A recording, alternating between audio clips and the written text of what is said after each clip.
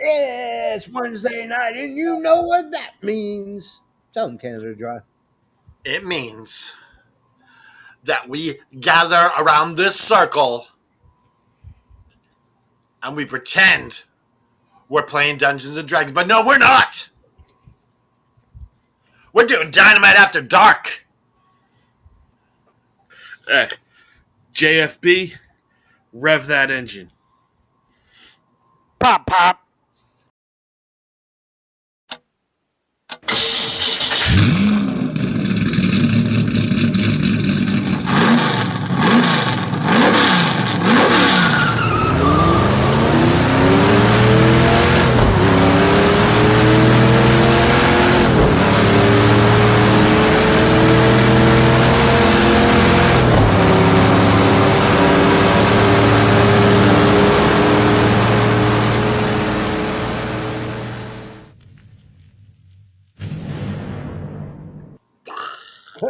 Boom, everybody. That is right. Celebration of plenty. It's hump day, but to us, it's Dynamite After Dark, baby. I am one of your OG hosts. I don't give a rat's ass. I speak from the truth. It's the scandalous one. It's the scandalous one, yeah. I'm the chief shenanigans / scandalous officer. I am the JFB Jameson Watson. And I am your patron saint of professional wrestling. I am, of course, your Canadian hero. Your gingered up, bubbly son of a bitch. I'm Cat F and Dry, damn it. And I'd like to give a shout out to my good friend, Bad Take Cade. Haven't done it in a while. He's back. Bad Take is Haven't done it back. in a while. Bad Take Cade. I'd like to thank all my friends and family and just like, oh my goodness, I got so many birthday wishes.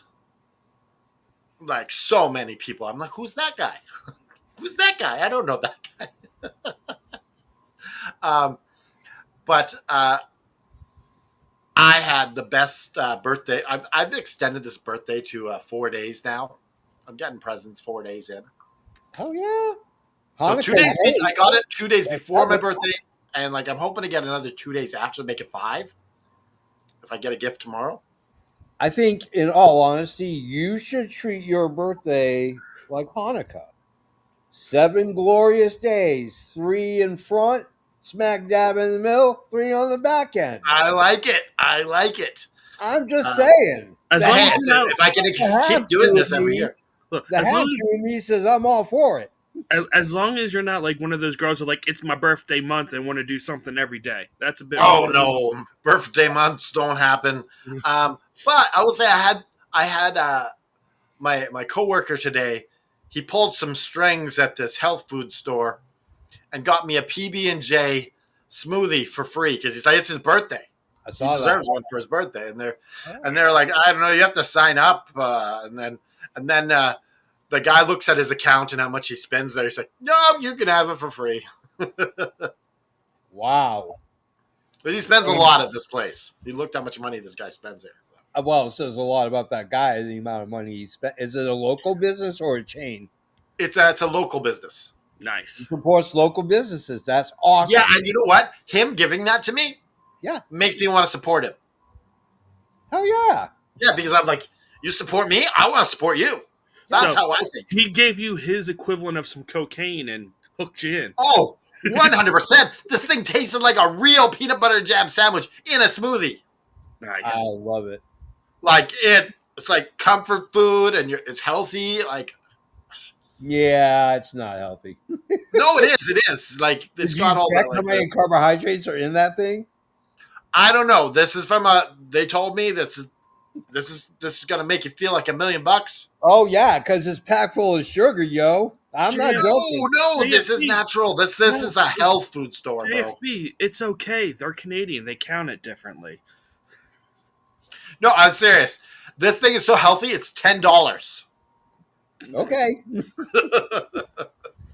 That's This guy outrageous. below you, he sells murder kits on the side of the road. No, he does not. No, he doesn't. Not murder kits. Sorry.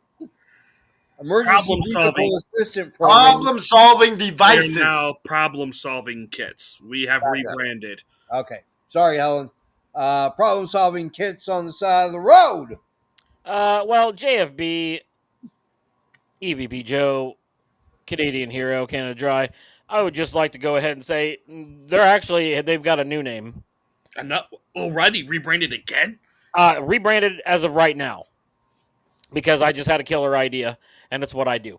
They're now called the Vanilla Ice Packs.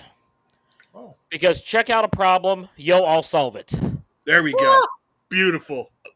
This ain't changing. You know, as long as it's kosher. I'm not worthy. I'm not worthy. It's kosher. I like it.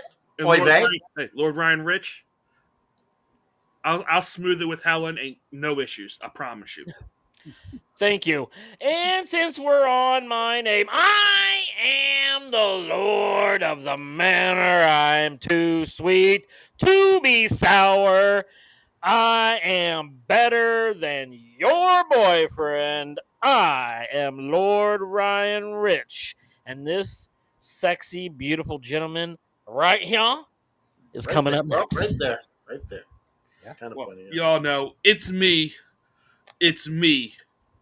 Not only am I the EVP, I'm also just one big giant teddy bear, and Lord Ryan Rich knows that for a fact. You saw my promo. Yes, I did. Here on a Wednesday night, it's a freaking lightning storm rolling through, but you know what? I'm here. I got my internet. Let's go.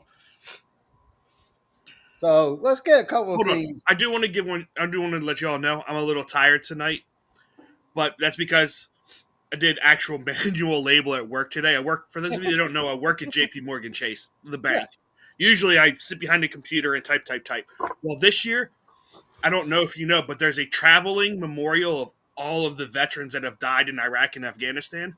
Oh. So we were setting it up. It's freaking awesome. It is 30 like pillars with the pictures, names of every soldier who's died, soldier, airman, Marine. It's their name, a picture, not only a military picture, but a civilian picture, how they died, where they died, and the date that they died. Wow.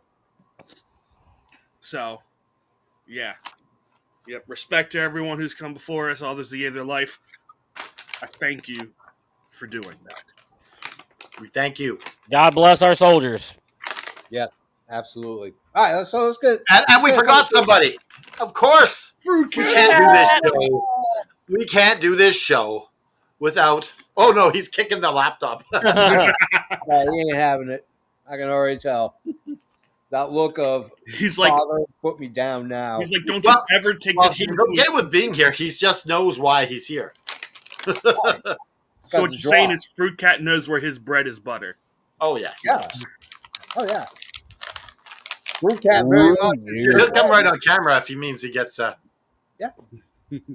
Oh yeah. Fruit Cat is Triple H. Canada Dry is Vince McMahon. Well, the good part. Oh whoa.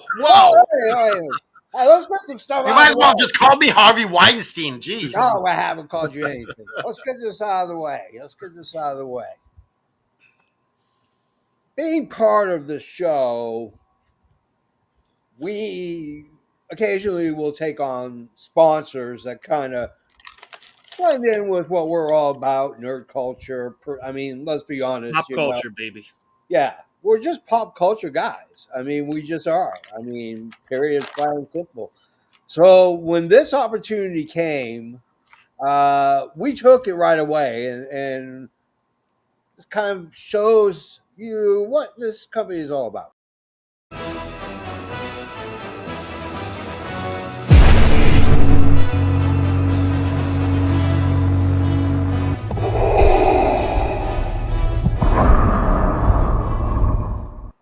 That's right, SWA Sabers. They make these amazing lightsabers. There's two types. Now, the first type your biscuits, I don't know. We'll figure it out. You promised her endless biscuits, JB. That's You can't right. promise a girl this. Yeah. I mean, really, honestly, you go to Loveless Cafe. They got the best biscuits in the world. Or Biscuit Love in downtown Nashville. Both absolutely best biscuits I've ever had in my entire life. But I digress. Anyways, SWA Sabres, they make these two sabers. The first type is cosplay. And that's the fancy looking ones that you wear with your costume when you go to a con or whatever. Or if you're into some kind of weird stuff, I don't know, but that's okay. But hey, Jay, But Halloween is coming up. They'll work for that. coming up, yeah. So the second kind is the kind that I would use if I'm on a film set and I'm shooting a Star Wars movie. It's called Combat Sabers. They are built to last. Want proof? This guy ran over his lightsaber with his car. And that ain't no smart car, yo. That's all I'm saying. Ain't no like 500-pound car from like Yugoslavia.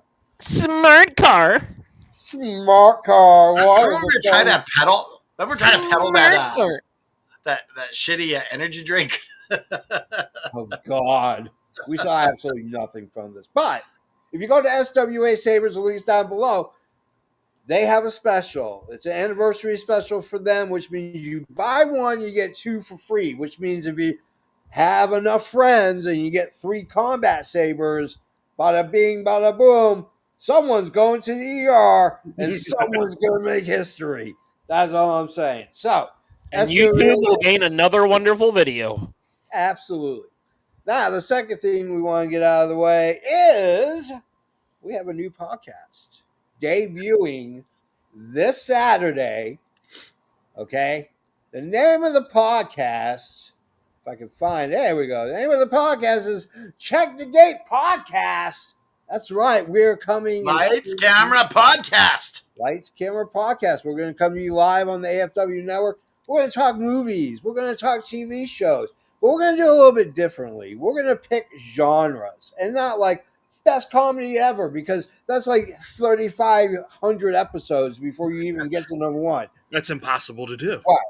We're talking about specific genres. And our first episode is 80s sex team comedy. So I want you to think raunchy, sexcapades, guys and girls just trying to lose their virginity, coming of age stories, yada, yada, yada. That's all You know it's what it is? about. Movies you don't want to watch with your grandma. There you go. Or with the kids. Yes. You don't want to go to Jesus, 13-year-old Johnny. Good Lord. Are you sure Fruit Cat's not a kaiju? You give He's just very obsessed with these. catnip in I there? don't know what they put in these things. They put catnip in there. Sugar. Like I'm not joking. It's The cocaine. ingredients on the back. Corn there's sugar in these temptation cat treats. Oh, yes, there is. There is corn in everything. Do you realize that if you were to have a drop of blood analyzed, the likelihood is you're between 3 and 5% corn? Hell yeah. Come on. Everything. I'm from Okay, the Midwest, so that's So before fine. we got one more thing. Yeah. Can you show the mystery wrestler again? Oh, I don't have it up. I don't know where it is. Boom, boom, boom. All right, so I can- on October 5th, Yes. we have a mystery wrestler. We're going to give you a little bit of more of a clue here. No, I don't even need the clue. I solved it. I know who it is. It's vacant. I can tell you it's not vacant. So I know who it is.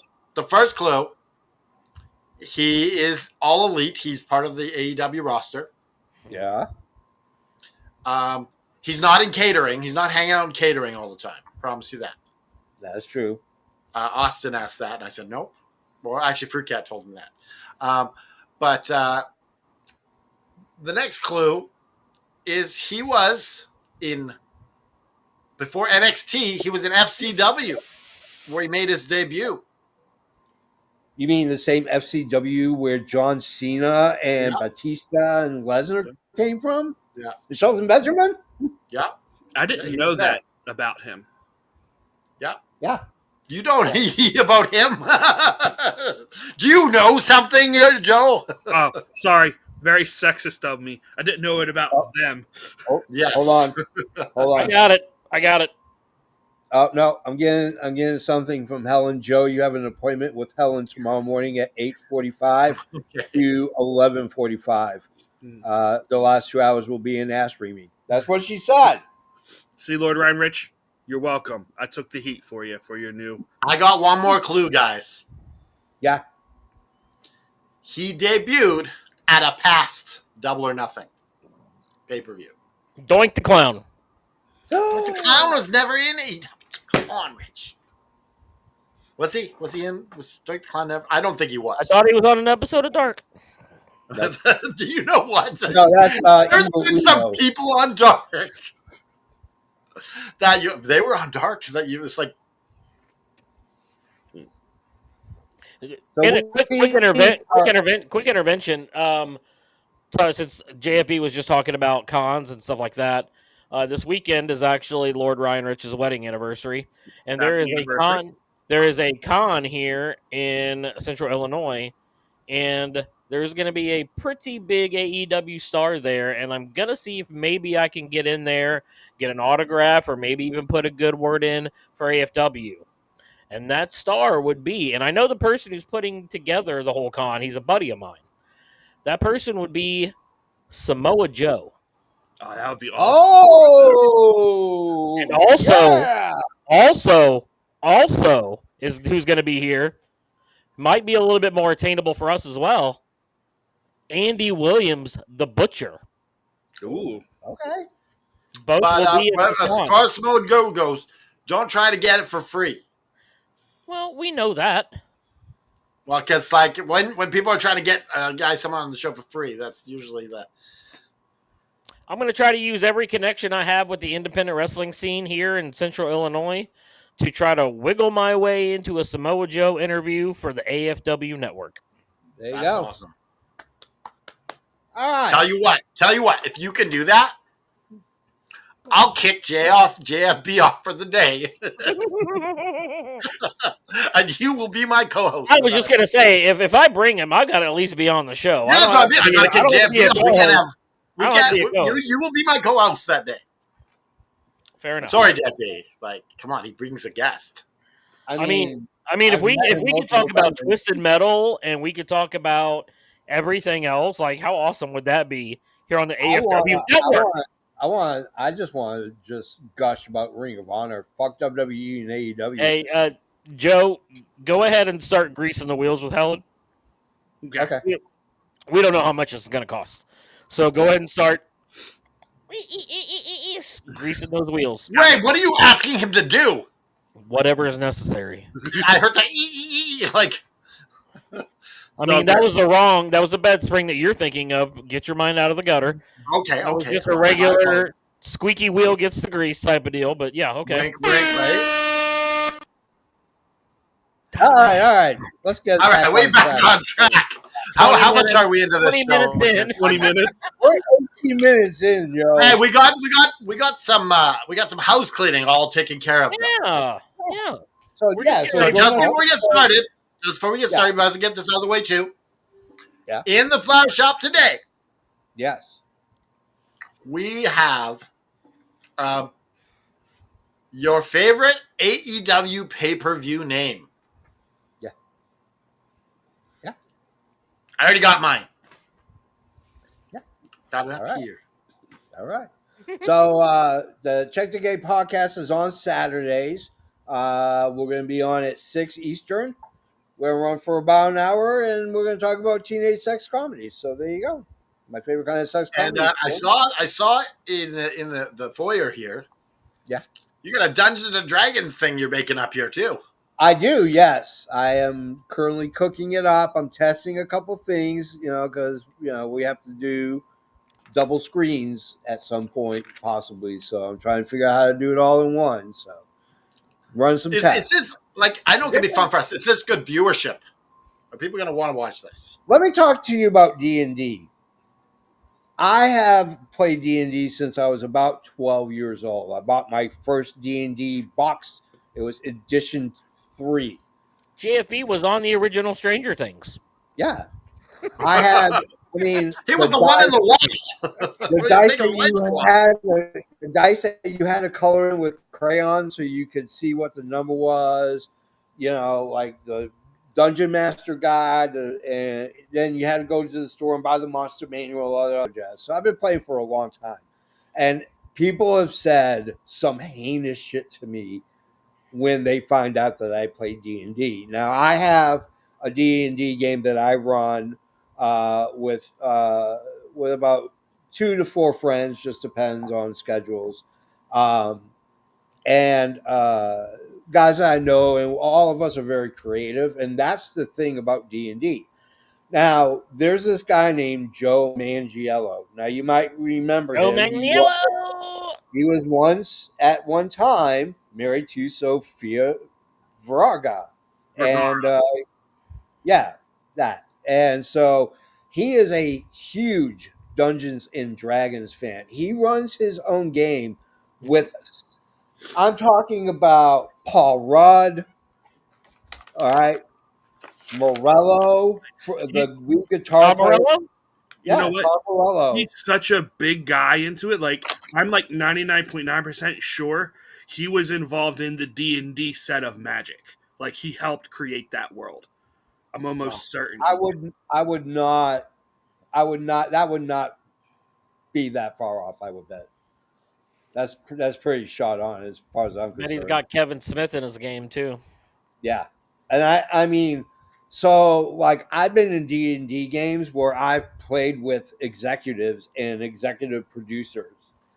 It is way more of a popular game than you even can imagine. So at some point, I have a D&D game that I created specifically for us to play, and we're going to live stream it. See, because Critical Role, and there are hundreds of live streaming of D&D games. Some of them are, just a lot of them are just amazing because you have to craft a story and you have to tell it, and your Well, players have I think to also watch. it's about the personalities playing the games too, right? Yeah, yeah. Makes it I mean, you fun have to to watch. play your character. If your character is whimsical, you have to play whimsical. You can't play like freaking like you're a goth teenager at a grass cutting ceremony. No.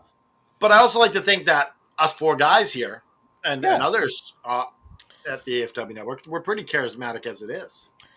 I don't know. Absolutely. I've been told I'm a pretty low energy guy. Yeah. From who? Okay.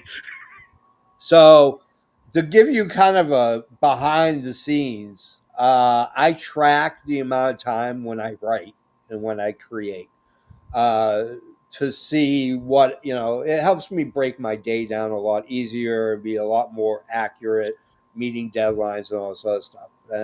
Something I've had to change because of something that happened earlier in the year. So, this allows me to stay on task and without deviating. So I crafted a game that I'm getting ready to play with my D&D friends that I clocked in at over 180 hours generating. How much The time have game, you spent on our game so far? 205 hours. Holy crap! Yeah. Since we kind of started talking about it, so what I crafted it is a folk horror campaign. So think of like Midsummer, think of Wicker Man, November, some great folk Not the horror. bees. Not the Can we be bees. ourselves and like our gimmick names in this game? You can if you want. Yeah, absolutely. So, Cowardly Lion, here I am. No. So, all right, let's get started. We're in Pittsburgh, Pennsylvania, my friends. Pittsburgh, Pennsylvania. A lot of greats have come out of Pittsburgh, Pennsylvania. One name did not get uttered at all. But Bruno Sammartino is from Pittsburgh. One of the greatest world champions ever, regardless of promotion. Probably one of the greatest underrated or under talked about wrestlers Kurt Angle is also from Pittsburgh. So is Britt Baker, but she was never mentioned. Good. Ooh. She gets Did stale. I say something taboo? Cha-ching! I hear a fine coming from Ellen. Anyways, we cut in with a Hangman promo.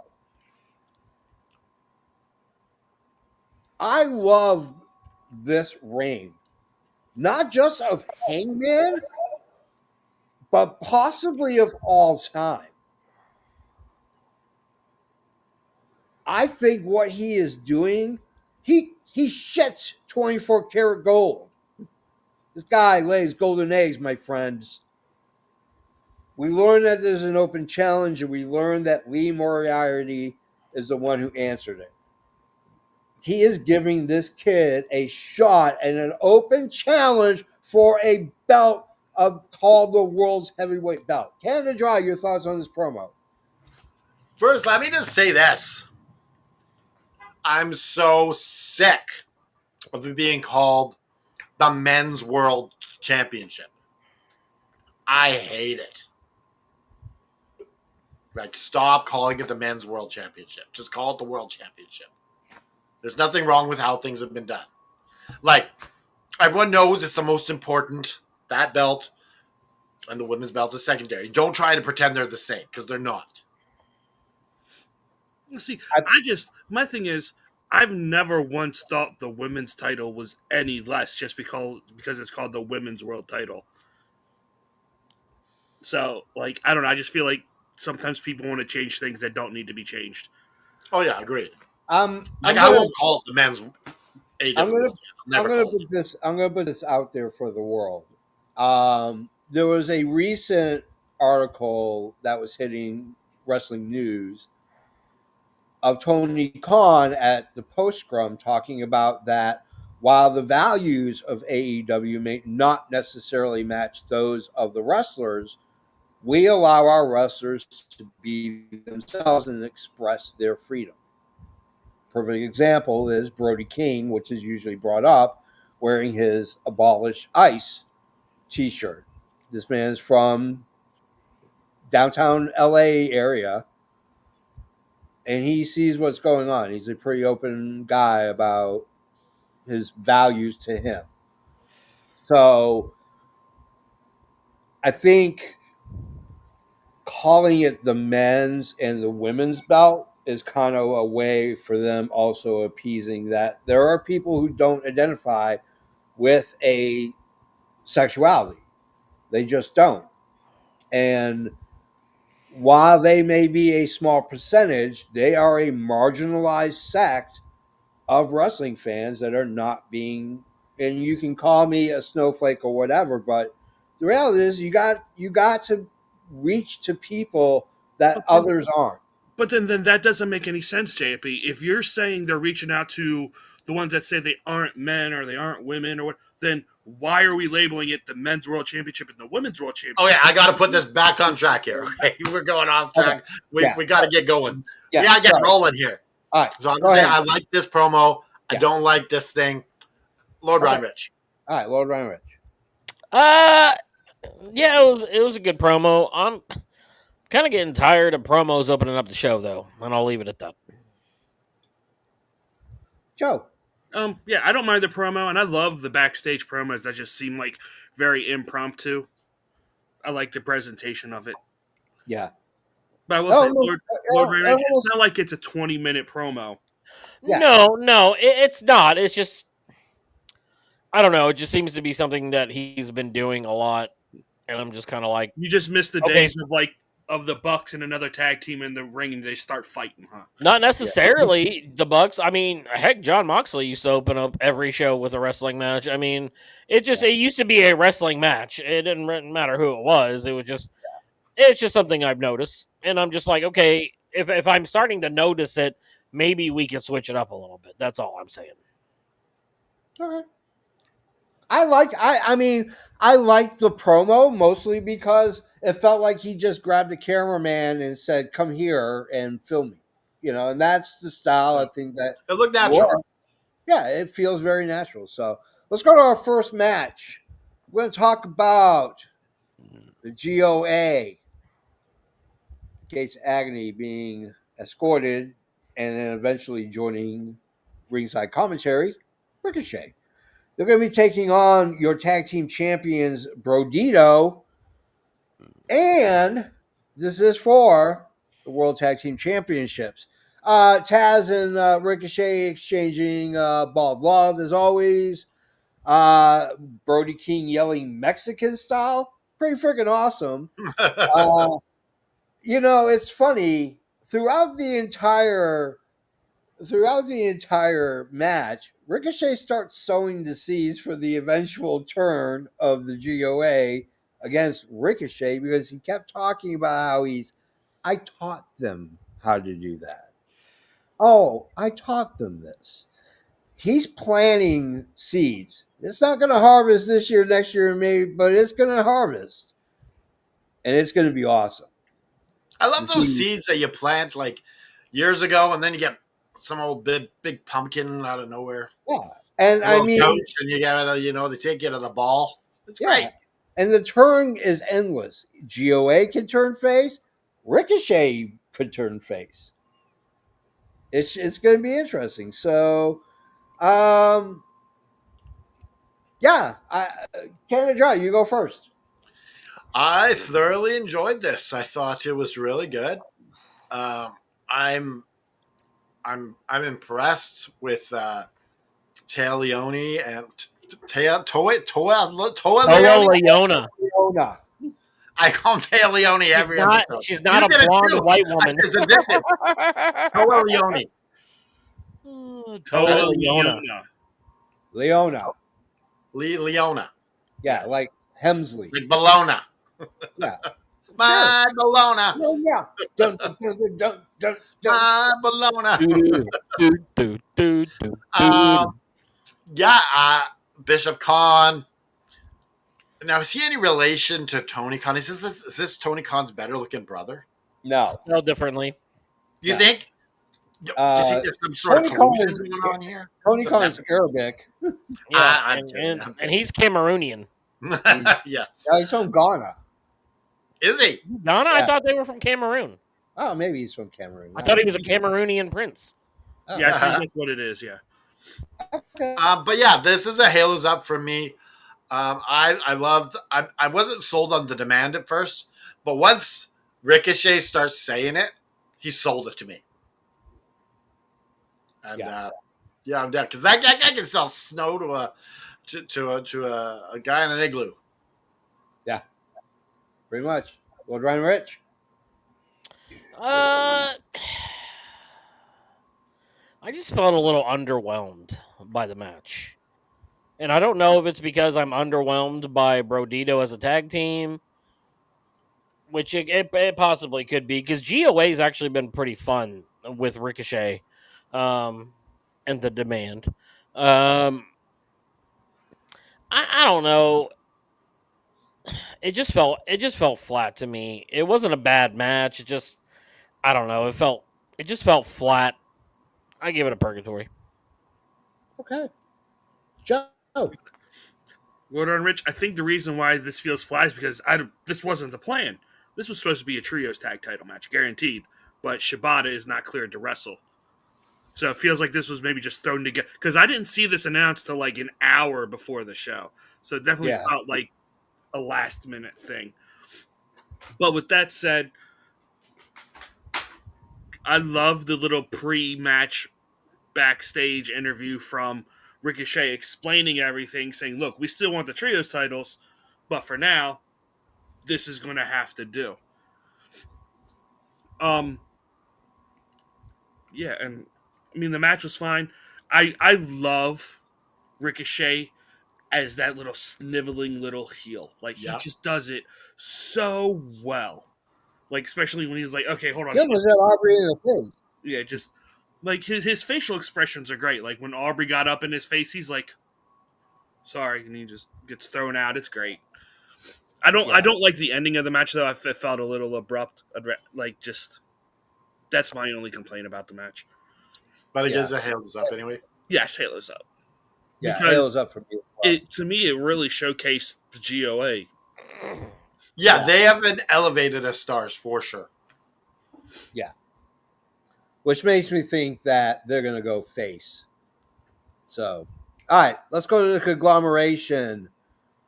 The word of the day, by the way, is mystery because we don't know who the person is. Why would we give up that kind of juice? No So, matter Aren't how hard you, we squeeze. aren't you glad that we have this show Huh? every Wednesday? Yeah, Aren't you glad we have this show every Wednesday? yeah, yeah. Orange, you glad? I Hey, am. you know who my favorite member of the Partridge family was? Lee David Cassidy? Cassidy. David Cassidy. Cassidy, yes.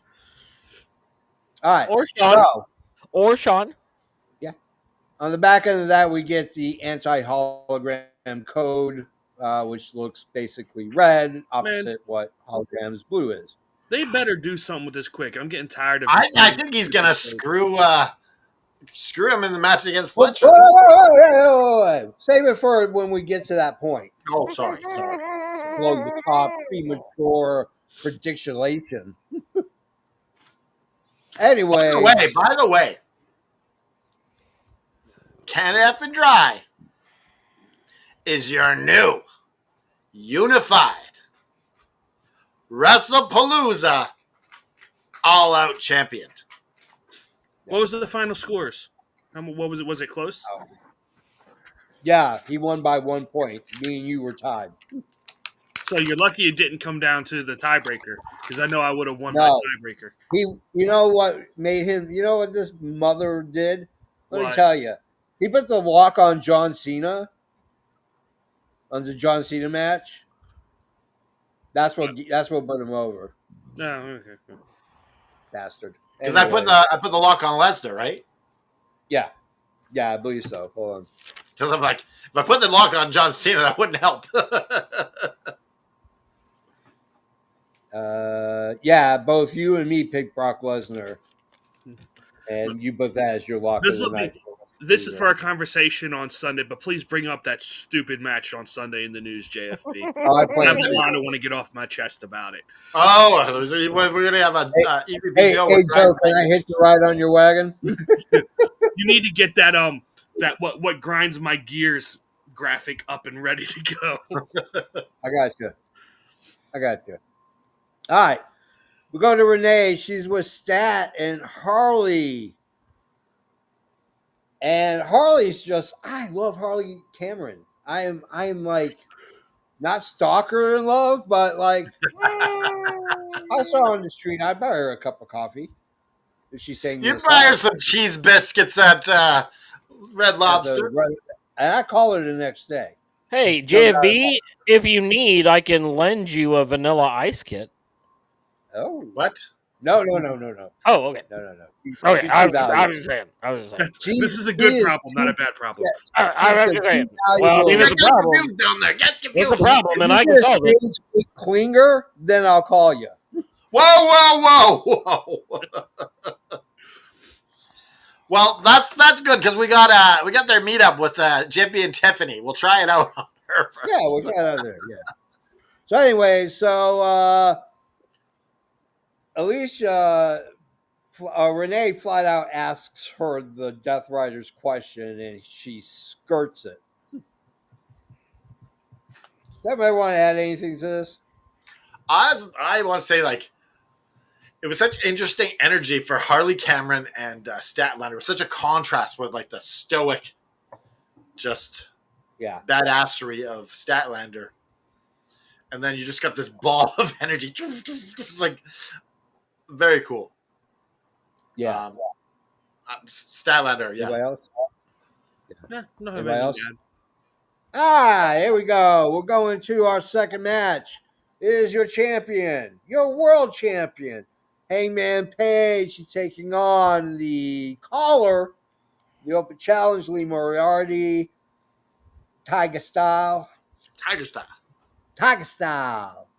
Kendra, your thoughts on the second match of the night? Okay, so at first I didn't really care about this. Seems like a lower class of opponent for Hangman in an open challenge. But I started getting into this. I would say Lee Moriarty is a hell of a seller. He really does that. Like when he gets that lariat on him from Hangman, Yeah. he made it look like $1 million. Yeah. Like if you can sell like that, it doesn't matter how great of a like offensive wrestler you have, because that's you get it. Yeah. So Absolutely. your ring psychology is there. Yeah. So I really thought that Lee Moriarty looked really good in this. Yeah. Halo's up. Halo's up. All right. What about Rich? The match itself was fine. I understand why Lee was there, him being a hometown boy. That makes sense. I didn't know he was from Pittsburgh at first. I was like, why is Lee Moriarty doing? Like, it didn't make sense. I thought that this match probably should have opened instead of the GOA match. Like, if you're gonna, I don't know, it just like if you're gonna have a throwaway world title match, have it in the beginning. Showcase. I mean, you had the promo with Hangman, and that could have went like right into the match or whatever. But the match itself was fine. Lee Moriarty looked good. They really pushed it up that he's the longest reigning pure champion of all time for ROH. So that was cool. I'll give it a Halo's up, but it wasn't anything special. But I agree with you on the booking of that. That should have gone first, because then it also makes the championship more valuable because it's kicking off the show. Yeah, that's what I'm saying. It's just like it just seems like your champion's not that important if he's the second match and he's facing. Yeah, you can make it. a You can lower- make it pretend. You can make it Yeah, seem more important if you sell it. Right. exactly. All right. Joe. Yeah, I thought the match was fine. I will say, like, Hangman definitely understands the assignment of getting people over while still staying over yourself. There Like, you go. he is very, like, as much as we hate that first run, that may be what is the most impressive and what he's learned the most from this first run to this second run. Is you're not burying everyone or making them seem less just to because you're the Did he do that in this first round? Kinda. kind. Yeah, like CM Punk, yeah. and let's not even start talking about that. Okay, yeah. So that's the only thing I can think was negative about that. No, I'm not just that. It's just like his first run. There's other than CM Punk, there's really nothing memorable about it. Yeah, there was winning it and then blah. What do you got? Yeah. Yeah. And like, I mean, and I will say, the first story he had with Death Riders is great, but I don't want him to be another one of these bad guy of the week champions. Like, give him some stories. Like, Yeah. I say the same thing for Kyle. Well, I'll say the same thing about Kyle Fletcher later. But don't you think the second championship win should be more important, regardless? Yeah. I Well, think the problem is that you'll always be remembered for the first and the last time you were champion. You're not remembered for the 8th time you were champion. Nobody remembers that shit. Well, like But I remember Ric Flair's first time as a champion. He beat Harley Race at Starrcade. And I remember his last match as world champion.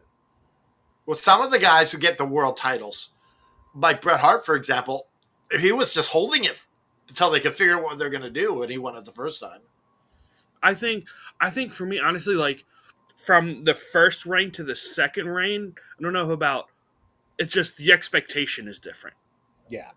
Because All right, let me add this, and then we're going to move on really quick. So let me say this about Swerve first. Swerve's second title reign is going to be way better than his first. Absolutely, and his first one was amazing. Yep. Your face champion has to do a lot of things, especially the type of face champ that Hangman Page is. This isn't a current face champ. This is a very old school face champion. Okay, very old school face champion. We're talking like Bruno Sammartino face type of champion. He's going to do this justice because the AEW is dependent on your world champion. It's no longer dire and bleak. It's rosy and happy. Well, within reason. I mean, it's Hangman Page. This guy ain't going to buy you a bucket of flowers. You know what I'm saying? All right, let's go to quick segment with Edge and Christian, with Edge and Cage.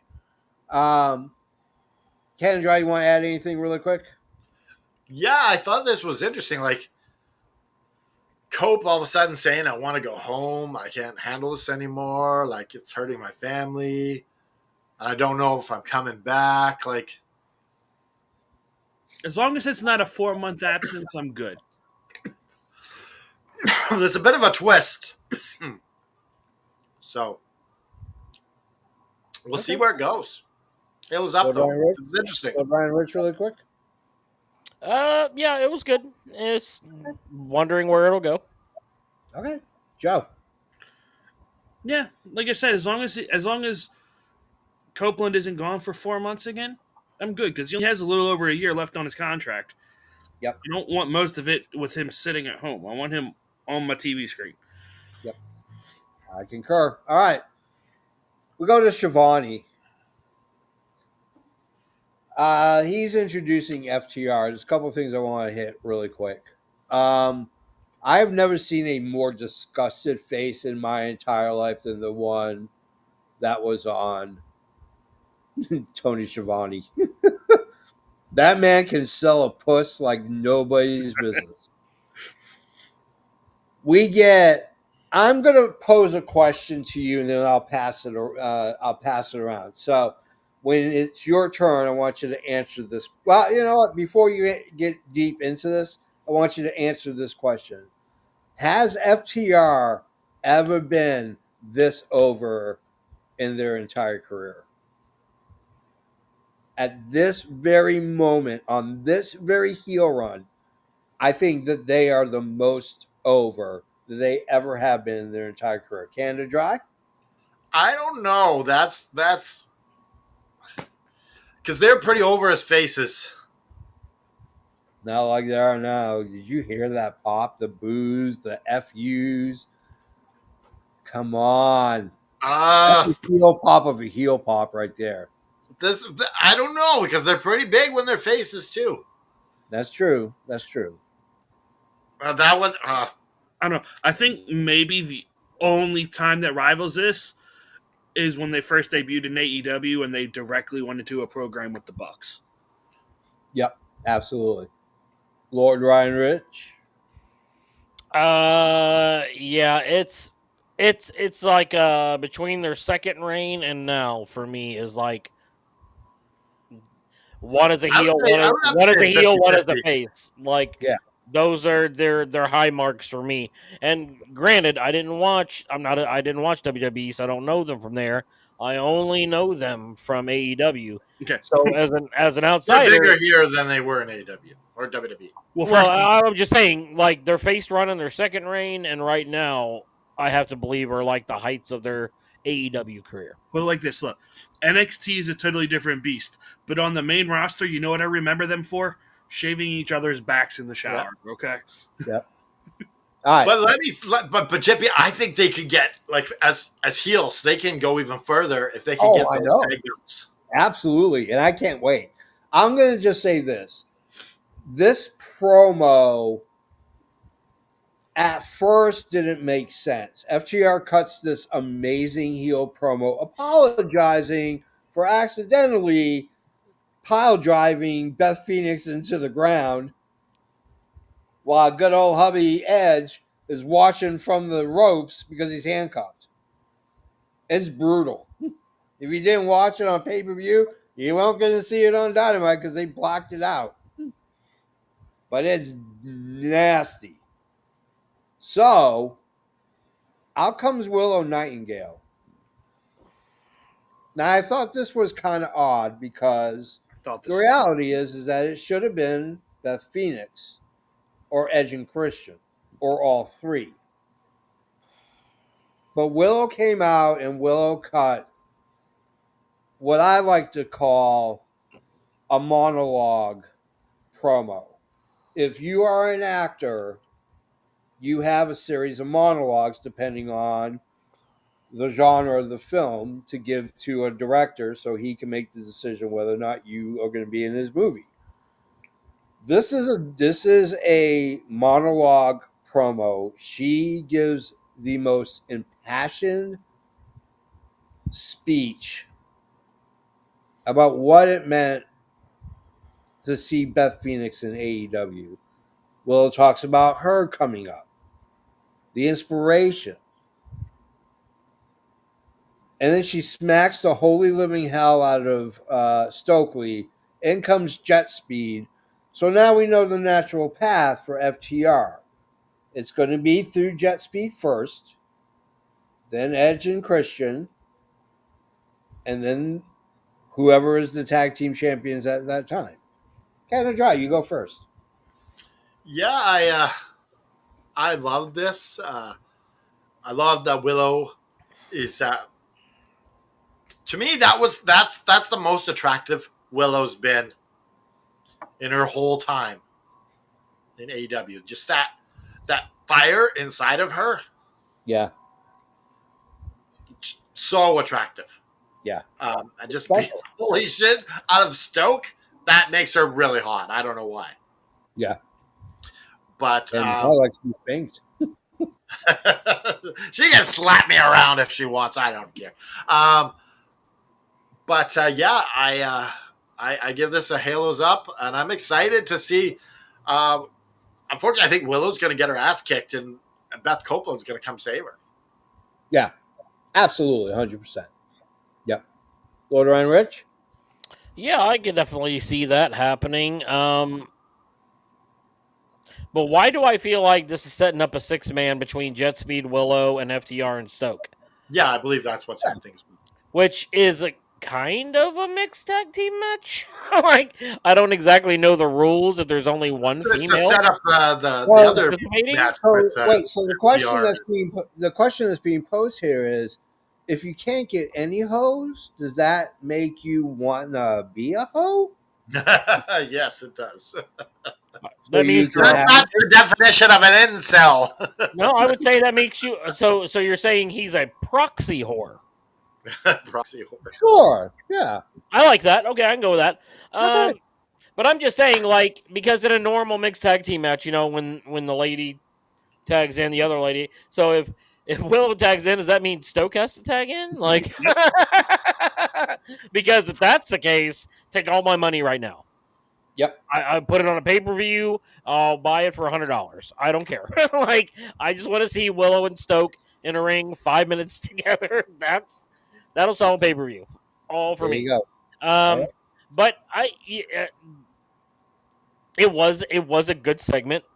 I did enjoy it. I did enjoy Willow coming out, and yeah, she looked good. Yeah. She looked good, and it was just fun. It was really just fun. Like, and I can't always say that about everything in this show for me, but this was fun. It was just fun. I give it a halos up. Yeah. There you go. Joe, really quick. Yeah, I'm giving this a halos up.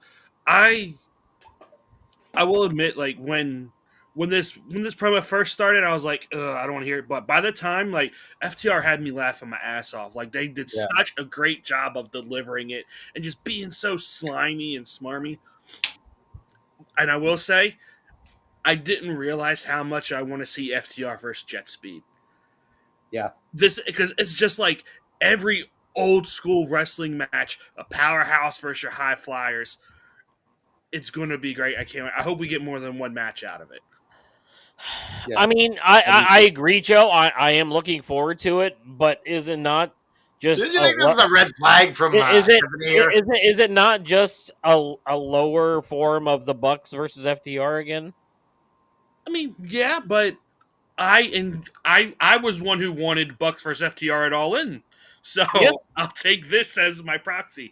But is this, guys? Oh no, seriously, is this a red flag for Tiffany here? No. How is it a red flag if it's true? Well, maybe you should get one too. But real quick, I do have to Read the shirt, buddy. I do have to disagree with I you. know, I made it. Because I think after this, after they get to Jet Speed, I think they win the tag titles, and then I think that's how Edge and Christian Christian and Cope come back. I think steps 2 and 3 are flip flopped. Look at how attentive JFB is up there. I know, such a great listener. JFB, can you hear us? Okay. I can. I'm really frozen for a second. Yeah, I'm all right. No, Okay. he's just incredibly still. She gets a red flag. Red Oh, flag. he was trying to get a red flag. Yeah. All right. Anyway, Wait, are you here we go. using your second red flag? Are you giving Huh? it to her? Are you giving to her from your other blue sticker? Yep. Oh, Red flag. Tiffany getting the red flag. She's at 11 now. Oh no, I take it back. No. I'm Oh, gonna take you're it like, oh, she's got way too many. Yeah, it's got too many. Okay. We're crushing her with red flags. Deserved or not, it is regardless. Let's go to our next thing, MJF. I don't want to spend a lot of time on this. MJF basically cuts a pity promo, and then talks about he's going to come big, leaner, stronger, better, meaner, faster. He is going off to shoot a movie, so he'll be gone for at least 3 months, maybe. Alex Haney said then- he's getting to go get more hair implants as well. Of course, that's what he said. It's course. possible he did get some a lot from he's his. going to film a movie. That's all he's And doing. you can't do both. No, you cannot change your appearance that drastically while filming a movie. No, That's you in your contract. Are you telling me Alex just made this up? Oh no! What? All right, let's go to our next match. Third match of the night. We're going Okada, Takeshita, Hechicero versus Briscoe, Hologram, and a returning triumphant Orange Cassidy, who was revealed not very well by a painting. Don Callis, they pulled the drape off, and the light's still shining. It was supposed to go dark. We know it's Orange Cassidy anyways, but the light pretty much says, hey, guess what? It's Orange Cassidy. Crowd goes nuts. Before we talk about this match, can I just make one statement? Yes. It makes all the sense in the world that that's how Orange Cassidy is revealed, but I really wanted to see what the painting was. Because I've laughed at all those other paintings. I really wanted to see it. Okay. We're going to talk about the match and the shenanigans. So, the match was what it was. It was a Joe special. There were shenanigans aplenty. Kyle Fletcher comes out and cuts a promo.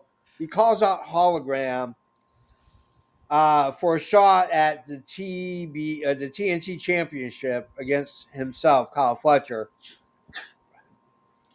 Hologram, I don't know, but it's official next week.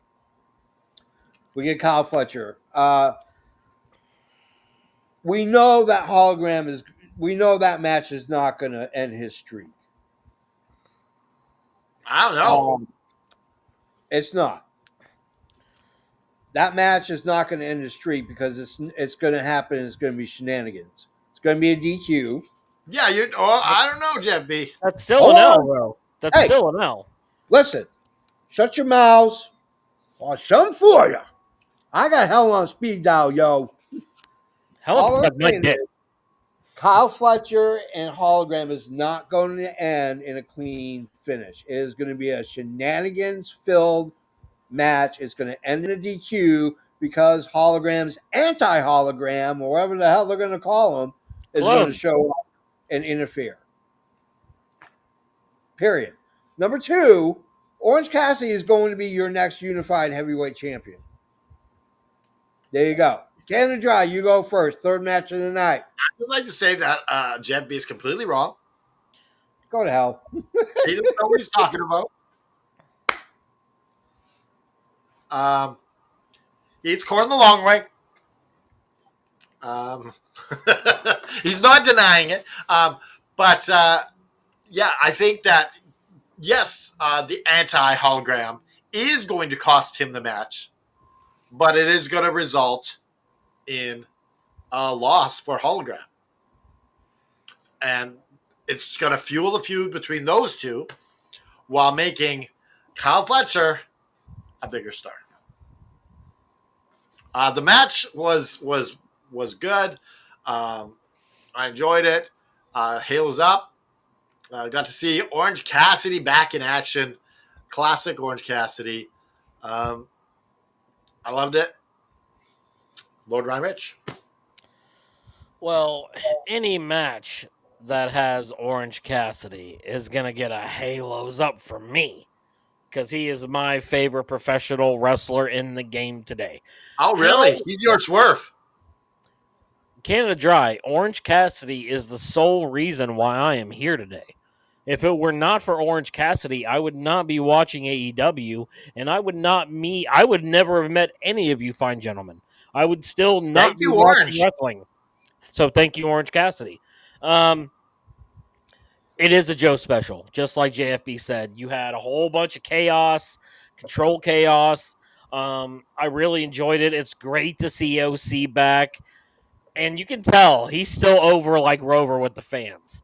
Like someone like that, he just doesn't lose it. Like, and it's so fun to see. As far as the shenanigans afterwards, I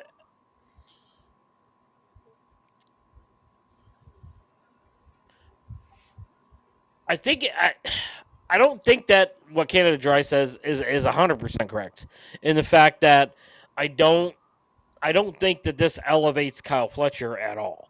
I think this is simply a vehicle in order to introduce Clone to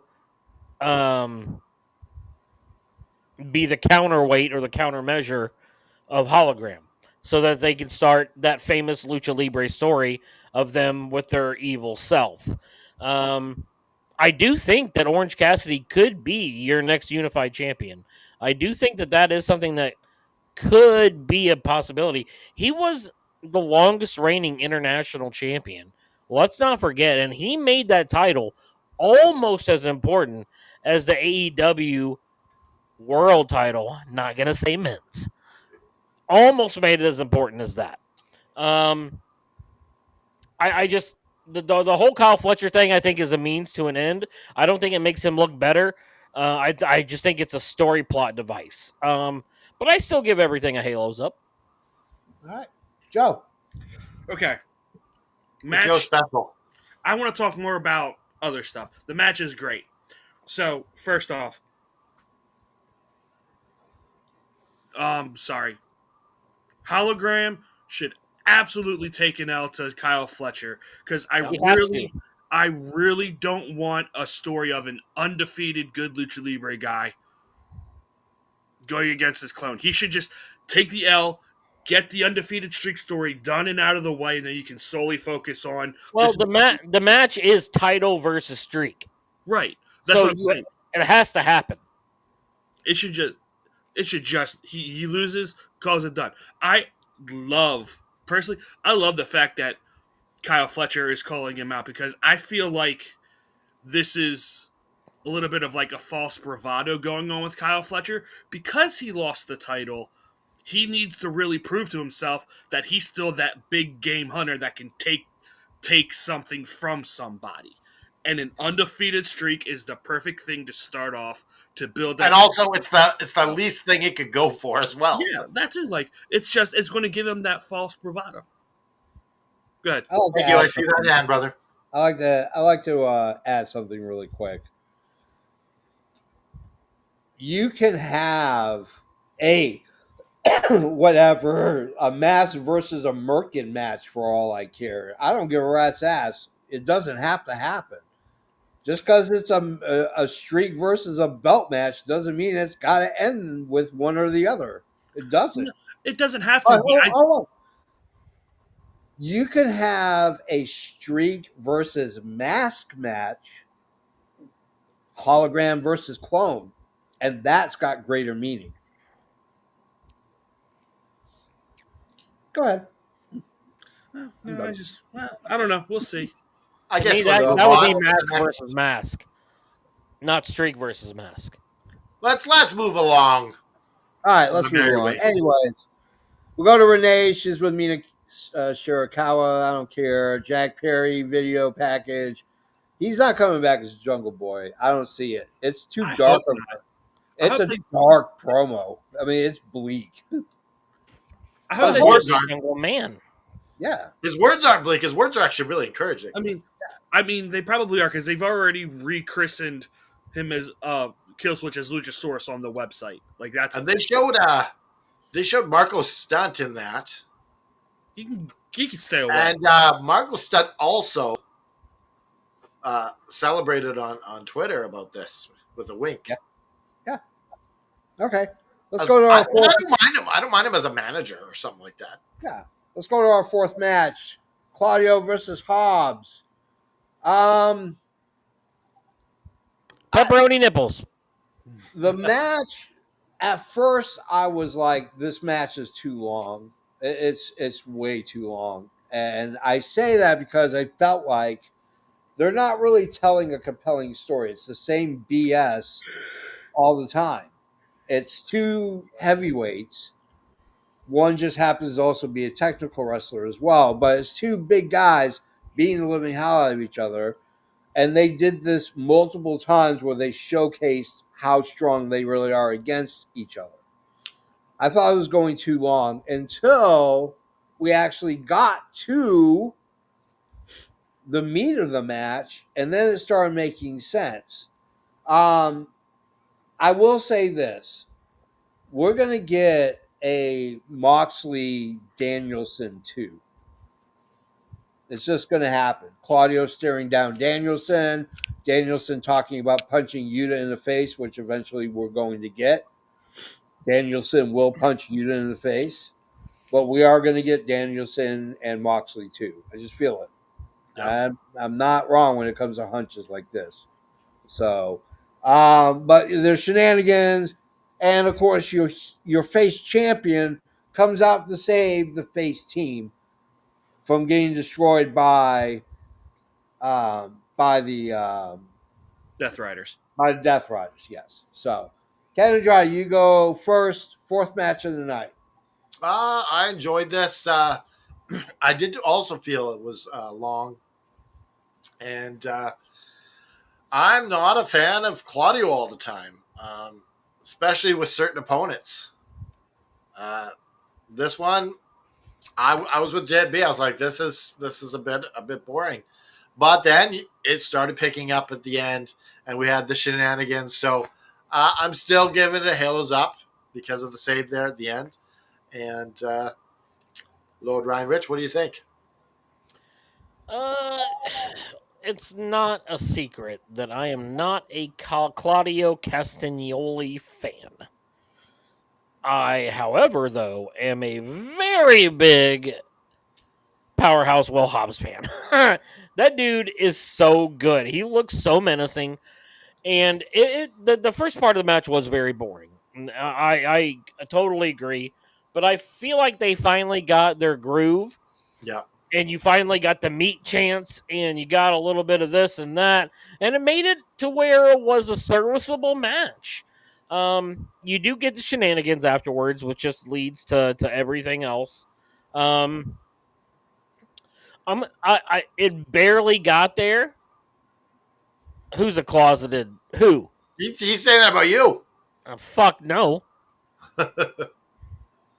But the ending scratched it up to a Halo's up for me. Otherwise, it would have been a perfect. That's how I feel as well. Yeah, because the match itself was clunky for the first, I don't know, 45% of the match, and then it got good after that. So, but it did finally claw and scratch its way up there to a Halo's up. Joe? Yeah, I think my favorite thing about this match is it's just the simple fact that Hobbs body slammed Castagnoli like 20 times. It's like he just went back to school, like back to bump school, and was like, okay, let's go. It's like running the drill a million times to perfect it. I hated the end of the match, another roll up. These two guys shouldn't. A match between these two should never end in a freaking roll up. I hate that so much. The only roll up I like is a fruit roll up. I like Swiss rolls. No, Swiss rolls. Those are good too. Yeah. Yeah, the end of the match, like I'm looking forward to the 6-man match next week. It'll be fun. Yeah. Jelly Luke, rolls. Jelly that's rolls. a Joseph Graham match if you've ever seen one. Yeah, How do you feel about having your own type of match here in AFW? I Like love so it. special. Why wouldn't I? Okay. Okay. All right, so we go to our move of the night, blah, blah, blah. Then we go to Tony Khan's announcement. It's the women's tag belts. And so, Yay! It's the only yeah. thing I wanted to hear. I didn't want to hear any other announcement about Well, if it. it was good, it was good. I don't care. But that was. I'm pleased with it. All right, let's go to the main event. Well, I Me want and to say. I want to say this though. I like how they do not look that much different than the men's belts. Oh no, they don't. Maybe a little smaller. That's it.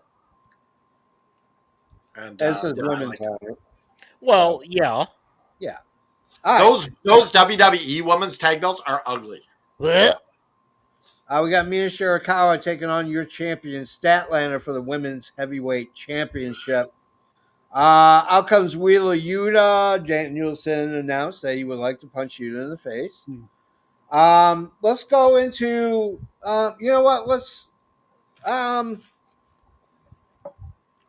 Kendra, you go first. I'll let you guys go and then I'll add. I love Chris Statlander. I love everything about her in this match. I love Harley Cameron being her sidekick, which is like perfect for Harley Cameron. Mina Shirakawa did a great job. Yeah. But it's all about Chris Statlander here. The Death Riders come out. She makes it seem like she's gonna join, and Cameron sells it in the corner like, and just giving Mox the finger after nailing Wheeler Yuta. Yeah, I thought that this was such a great segment for Chris Statlander and just making her cool again. I love the Darby coming out with the flamethrower. So this is all Halo's up. I love this stuff. It was great. Yeah. Or Ryan Rich. I do not like the fact that this was the main event. I just don't. I don't think it was a strong enough match. I'm glad that Chris Statlander has finally won the AEW Women's World Heavyweight Championship, but I am still not used to her being champion. And that's a distinct difference, I think. It still feel like I don't know where she's going to take it. I think that the shenanigans after this match help kind of illuminate that path, which is something that I needed to help buy into the story. The match itself was fine. The shenanigans afterwards was fun. Watching Yuta just get clocked by Stat was fun. Like I got a good pop from everyone. And I think you have to say at this point that Britt Baker's done with the company. Yeah, I concur. Because if she didn't come out now in Pittsburgh, she's not coming back. Nope. I don't know. I don't know about that. That's just if you're not going to do it in Pittsburgh, the place where they will absolutely go 100%. But I don't think she's ready to come back. She's ready. She's been ready. She's sitting on her ass. She's not doing anything. She's collecting a paycheck. That's all she's doing. She's not hurt. She's not injured. I like I said, I understand the shenanigans and everything afterwards, but I just don't think the match itself should have been the main event. If you're not going to have Hangman open the show, I almost would have been okay with this opening the show because your shenanigans, your really good shenanigans either happen at the beginning of the show or the end of the show. Sometimes both.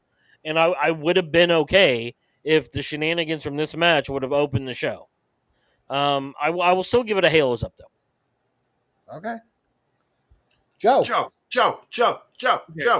I'm just going to skip the match because I don't remember a thing. There's absolutely nothing that stuck out about it. It was just a match. Yeah. And that sucks for it being her first title defense. But now to the post-match stuff is what I want to talk about, because I will not lie, I found myself watching the TV. I kind of hoped she was going to join the Death Riders. I don't know why. I have no rhyme or reason. But if she had joined the Death Riders, I wouldn't have been mad. I'm not mad that she didn't join the Death Riders. I'm just saying this is one of those rare instances where, whether she did it or not, I would have been happy with it. Yeah, it was a win-win situation. Well, you've had a babyface world champion for 7 months. I think that's part of the problem, because we're going to run into the same problem as if you would have kept the title on Timeless Tony Storm. You've already ran through all the heel contenders. It's not, nothing's going to feel fresh or new. Which is why it would have been great even if Britt Baker came out. I think that the Death Riders woman is going to challenge Statlander for the title. Well, yeah, well they're in a tag match next week, so I would imagine so. Yeah. Now, this is what I hope comes out of this. I hope Moxley kicks Yuta out of the Death Riders for failing to get Stat to join, because they have Garcia. They have no need for Yuta anymore. They are redundant pieces in this group that is not needed. Yeah, they're the same guy. Yeah, they serve the same purpose. I kind of hope that's the story we get. I don't know if it's going to happen, but I hope we do, because I think it would add some much needed character development. Or what if Yuta saves Danielson in some way, but he doesn't. While part of the group still, then gets kicked out. Something needs to happen. Even if it was, I would be okay with Mox saying, Garcia, go handle my light duty, handle my trash, and kick. If they have Garcia expel Yuta from the group. It's just, I don't think Yuta needs to be in the Death Riders anymore. That's it. That's all I got. All right. I mean, I'm just going to be honest. I'm just going to be brutally honest. I really like I really like Statlander. I like this match. I like the shenanigans that happened afterwards. To a point. She should have joined the Death Riders. She should not have stayed face. We know she's eventually going to join. We know it. It's just going to happen. They're teasing it too much. My problem with Statlander is that she is not exciting to watch. She's not a complete package. She can't cut promos very well.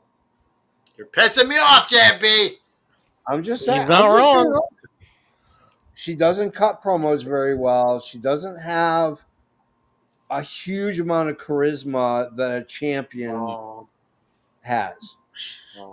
She's never had the mic skills. She doesn't have them. It's okay. In the ring, she's fine. In the ring, she's fine to a point. And this is my other problem, is that they're going to feed her beatable opponents for about 3 to 4 months before she wrestles someone of importance, and that's when she drops the belt. It's not going to be a remarkable run. It's a transitional championship until they can figure out who's going to take it, Athena or Mercedes. And it sucks, because I would like to see Stat have a decent run, but I don't see it going past 3 months. Well, let it play out, JFB. Let it play out. I mean, but that's okay. I'm going to. I'm not. Don't get me wrong. She's just not excitable as a champion. You need that Zaza when you're cutting promos. You need to have that Zaza while you're in the ring. She's a capable wrestler. She's one of the best female wrestlers in wrestling today. But she's not charismatic, and that makes That's why you got the Harley Cameron right beside her. Your champ shouldn't have to have that. Tony Storm didn't have that. Britt Baker didn't have that. None of No, these but people have. it's just like the old days when you got a manager. It's the same thing. You got the little piece of flair. It was rare that your world champion had a manager. They may be No, part but of I think that anybody can be enhanced by anybody if you don't. And I disagree. I think she is not that bad on the mic. Oh, she's not good. That's all. I mean, if you're in the audience, is she good? I mean, is she good on the mic? I don't think she is. Rich? Yeah. I think that we should end this segment because you guys are full of crap. Well, let me ask Joe. Joe, do you think she's good on the microphone? I think she's mediocre. I think she needs more time on the mic. I think that she doesn't go on the mic enough. That's what I'm saying. She Yeah. needs more mic time to get better. No, I don't think you can even judge it because she's not like it's not even judgeable. Actually, She's been it is wrestling for it is over- judgeable because they put the world title on. Canada Dry, she's been in this company 6 years now. If you She's can't also been produce wrestling for a over promo in 6 years, that's not on the company. She has. I That's think on you guys are. I don't know Well, what you guys are watching. Her best ones is Boop. No. The minute, hey, When the she minute- used to do those promos where she was lifting up, I don't even remember who it was. when she won the world championship, the first thing I did is I did a deep dive on her promos, and they are not good at all. I think you're seeing it through rose-tinted glasses. In the ring, she's amazing. When it comes to moves and technique, there's nobody better. Like, we're talking about, like you're looking like a 5-minute promo. She doesn't do them. She doesn't need to do a 5-minute promo. That's what I'm saying. But she doesn't do good in a minute or two. You need to say what you need to say. You got Harley Cameron there being your little jester, making us all laugh. That's all. That's why they did it. I understand why they did it. It doesn't mean it's right. Your champion should not have to have a manager to get over. I don't think we should That's my problem. spend 10 minutes talking about this.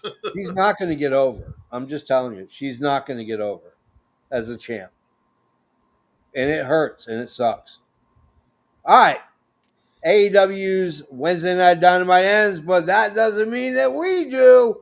We're sticking around for a little bit because we need to get into one of the best places in the world where they have a 2-for-1 sale too. It's called Welcome to the Flower Shop, brought to you by ProWrestlingTees.com/Adrian Adonis, where you can pick up all your Adrian Adonis gear, just like this shirt you're looking at right now. All right. We're going to go favorite match. Oh, excuse me. Favorite match. Favorite segment. Number of bells in your favorite AEW pay-per-view title. Kendra, you go first. I'm a little miffed at you, JFB. So, like, I'm giving you a red flag. Yeah, What? yeah. You got a red flag. Hey, JFB, with my blue dots, I take your red flag away. No. Yeah! You don't have a second red dot. I don't didn't give it to you. I have plenty of blue Hold on, let me dots. check. I have to make sure. Hold I on. have plenty of blue dots. Let me check if you have it.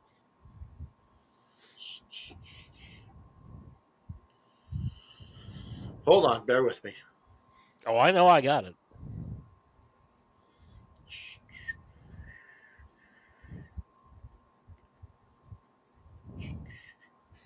All right, yeah. JFB, your friend Rich saved you here. Foiled by your own blue dots. No, that's okay. Now we can't save you next time. No, stupid little bastard.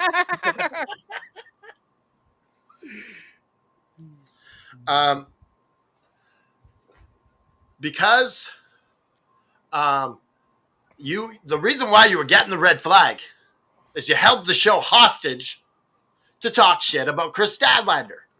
That's why. Anyway, see, you make it even beyond here. My favorite match of the night it's going to go to. It's going to go to. What was the first match of the night? The Hangman GOA. Tag title match. GOA. Yeah, tag Yeah, time. tag title match. I just thought that the GOA looked really good, and I thought that Brodito and Brody King looked good. My segment of the night goes to Chris Statlander refusing to join the Death Riders and giving John Moxley the finger. I thought that was badass, and then she booked it out of there. I really enjoyed that segment. And as far as bells go in this, I think it was a solid show. I'm giving it a 3.75. For my favorite AEW pay-per-view name, I think it's WrestleDream. I really like this name. A long time ago when it was first came out, I made this like mock Kirby Dreamland post. I mixed up of WrestleMania and Kirby Dreamland. I don't know if you remember that. Remember that. So yeah, that's where the ball goes. All right. And so you said all. Lord Ryan Rich.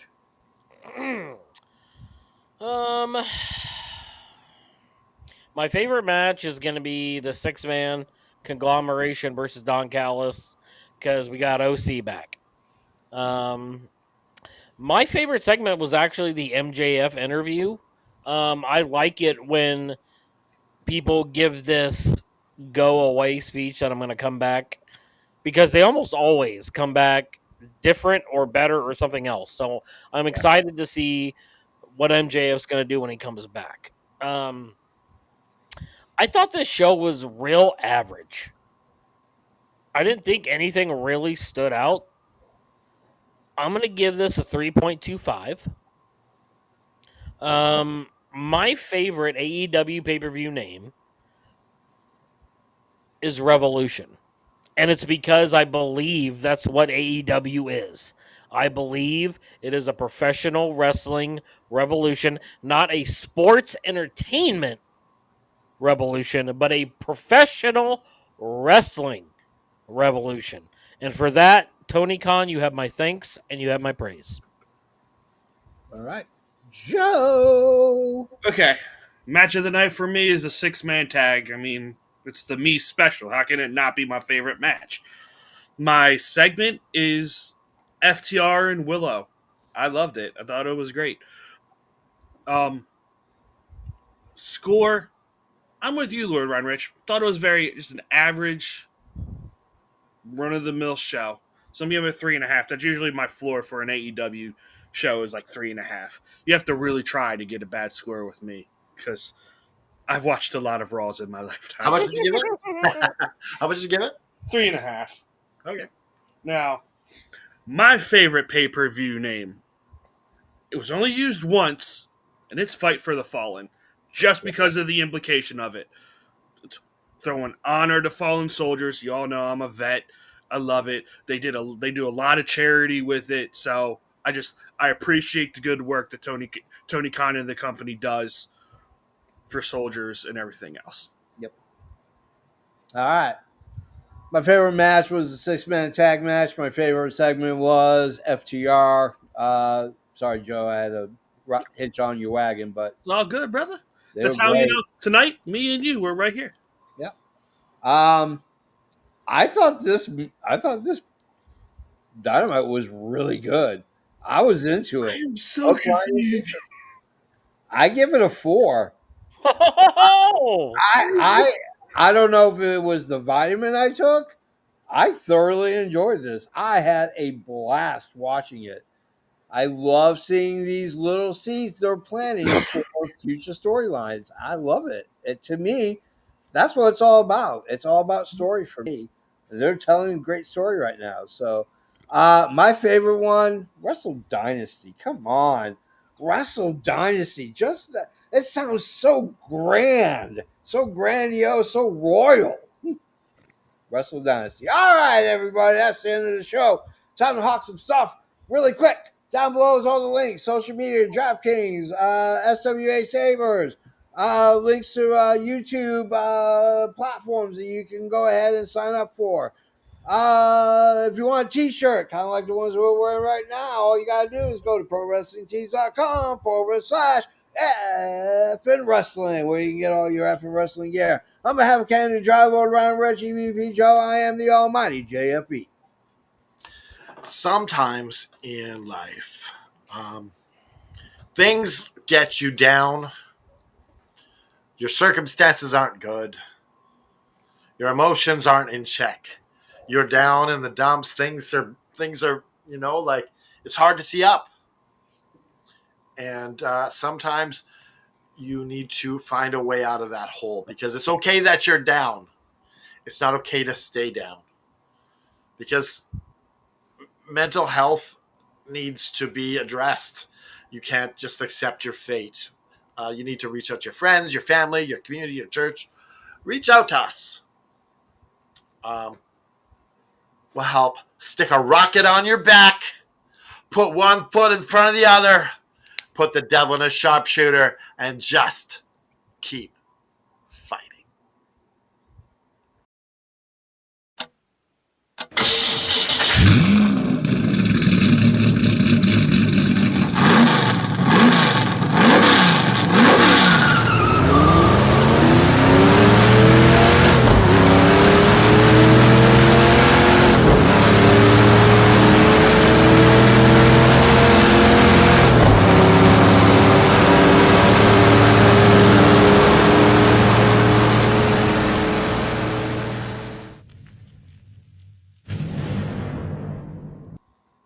Jazz hands.